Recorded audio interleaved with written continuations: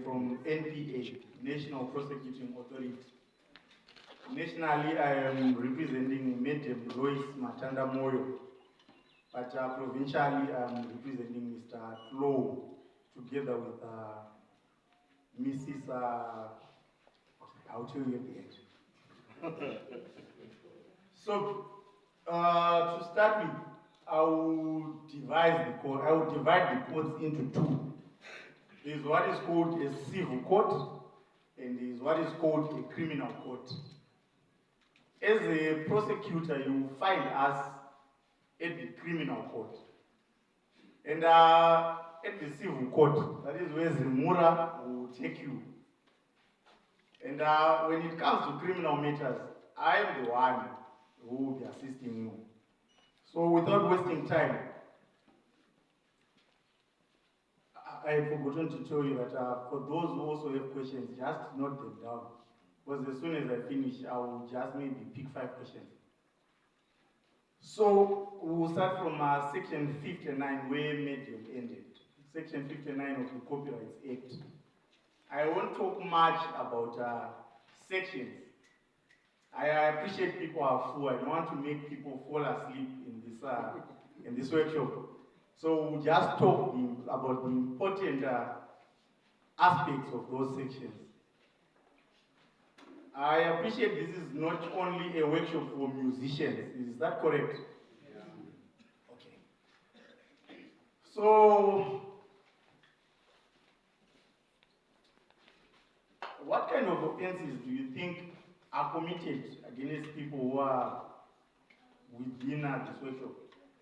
Maybe I may just have 3 volunteers to give us types of offenses, criminal offenses. 3 volunteers who can give us examples of 3 offenses which are committed against people who are creative like us. I'm including myself. Yes. Yes. Is there any other ones to add? Okay.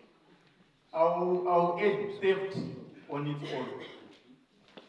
So I'll try to explain a bit what is called piracy. Piracy can happen to musicians. That is where you will find people in town loading music in USBs, burning music in CDs, all those sort of things. That is piracy against musicians. And according to the Copyright Act, that should not happen. And we'll also move on to piracy with respect to authors, those people who write books and poems. Do you have students in this workshop? Okay, those are, with respect to piracy of authors, those are usually our perpetrators. Legally, legally everyone is supposed to buy a copy, which is an original copy, if it's a textbook. It's unfortunate, I'm going to speak bad of my colleagues in the policing who are not here. Everyone who has a copy is supposed to have been granted rights to make copies of those books per se. A person is only allowed to make 30% of a whole textbook, if that is to say you want to photocopy a textbook. You are not allowed to republish a whole book. You are only allowed to photocopy a portion. Then I don't know if it's clear. Is it clear? Okay. Then we go to people like sculptors, who are the ones who make those sculpts, stone sculpts, wooden sculpts, all sorts of sculpts. If I may tell you a story which most of us know. Do you know the story of the Zimbabwean bird? The one which was stolen from Great Zimbabwe? That was an original artifact which originated in Zimbabwe. There is no other sculptor who designed that version of that bird. It was only in Zimbabwe. And I don't know. Did we get our bird back? That was theft. That is why I said there's piracy, which is theft of corporate property, and we have things like sculptures, which also fall within the bandwidth of being an intellectual property and an actual thing which can be owned. So things which are actual, which are tangible, they can be stolen. That is theft. That is now out of the bandwidth of the Copyright Act. We now go to the Criminal Codification of Zimbabwe, Section 113.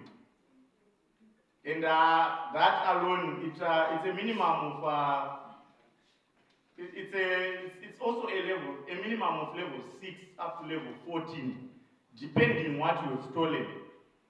If the person who stole the Zimbabwean bird was to steal it today, we would automatically say it's level 14, the highest of thefts which have happened within the country. Because that bird, it has everything to do with our history. That is the value that we will put to that bird. I don't know if you are still clear. Yeah. So with respect to artists and people who are creative within this room, we represent you. You don't need to find a lawyer who will come and pursue a matter against the accused person who would have stolen anything from you with respect to Section 59 and Section 113 of the Codification. We are your lawyers for free. The government is paying us for that. So now moving on to who we are, National Prosecuting Authority.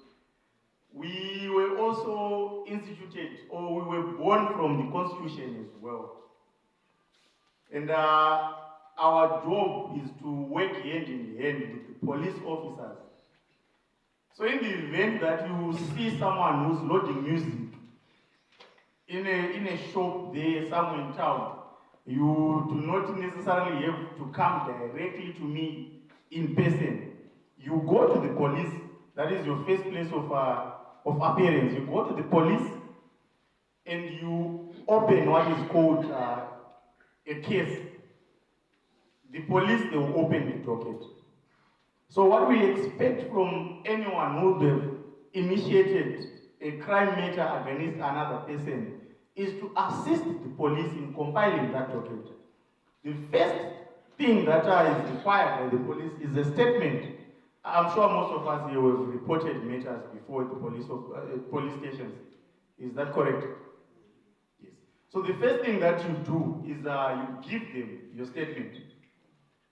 And maybe in the event that you even know the place where these unscrupulous things are happening, you take the police officers to those places. And as Medium was also saying, the police, they will be empowered, whether they have the warrant, that is the court order, or even before they obtain that same court order, they are empowered by the law to take possession of the property which is being used with respect to that piracy. They go with that material to the police station. And mostly what is expected is you are supposed to have at least another person who can corroborate your story. It favors us better if someone is someone who says, I was with this person and we went to Mabizeng and they were loading music in phones. They never had a license. They are just operating without a license. And I'm sure licenses, as Medium was mentioning, there are very few people who have a license of publishing music in Zimbabwe. So everyone else who's publishing it or distributing it, they are not entitled to do that. They are actually committing an offense in terms of Section 59 of the Copyright Act. So once a docket is compiled, the docket comes to us. My job now is to assess what the police officer did. I have to ensure that there is enough evidence which can prove an offense with respect to the law which the person is being charged with. That is, if to say we are charging this person with respect to Section 59 of the Copyright Act, we have to ensure that there was someone whose copyright right was infringed. That is the first step. From ensuring that this is Koi Koi's music which is being sold, and Koi Koi has a right over this music. He published this music. We move on now to see, did Koi Koi give these people authority to duplicate his music and distribute it? If that was not met, that means we now have 2 points against the accused person. Then we move on to the evidence, the tangible things of how the offense was committed. Where is the computer that is being alleged that this is the computer which was used to do the piracy, or rather to share the music? And just to say, I know most of us here, we are culprits with respect to piracy, most of us. Doing things over and over again does not mean it's a defense. If we see you getting pirated music or someone loading music in your phone without the authority of the owner, that is an offense, a complete offense, which you can go to prison for 2 years, which you are seeing on the display here. Or paying a fine of level 10, which is close to 400 United States dollars.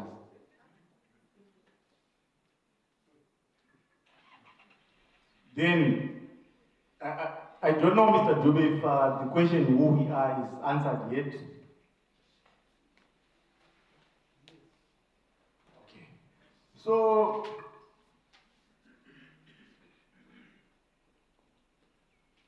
So now, what I was talking about are the expectations that the police have with respect to stakeholders. Our expectations as the NPA with respect to our stakeholders, once the docket is complete and everything which is supposed to be in the docket is there, what I expect from a stakeholder is once the police subpoena you to come to court, is for you to avail yourself and come to court so that I prosecute that matter and ensure that someone goes to prison or someone pays a fine which is very harsh. That is the only expectation that NPA has with respect to ZIMURA stakeholders. We only want you to come to court once a matter has been opened and set down for trial. I don't know if maybe there are other questions or there are other portions which I didn't explain much. I can just ask 5 questions before I go to the next section. Okay, I wanted to ask, like as a member of ZIMURA, I find someone taking someone's music, which is not mine. Am I in a position to then go through those procedures? Open a case. Question number 1 noted. Another question. Yes, madam.